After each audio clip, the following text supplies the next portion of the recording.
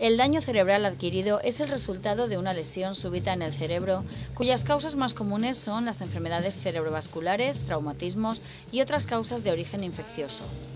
La importancia de dar a conocer los efectos que conlleva esta enfermedad da origen a la exposición fotográfica Que tu cerebro no dañe tu vida. De la mano de Eduard Gandía, el fotógrafo plasma en su obra una llamada a la esperanza y el agradecimiento a la vida tras el proceso de un ictus.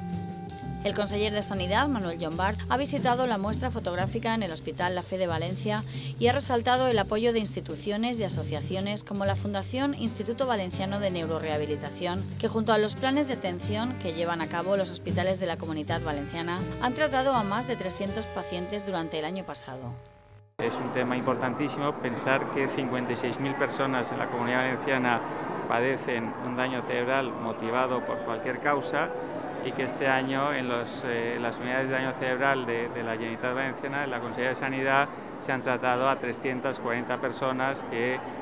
hemos, en la parte que hemos podido, ayudado a que su recuperación sea como la de la persona que hemos visto, fantástica.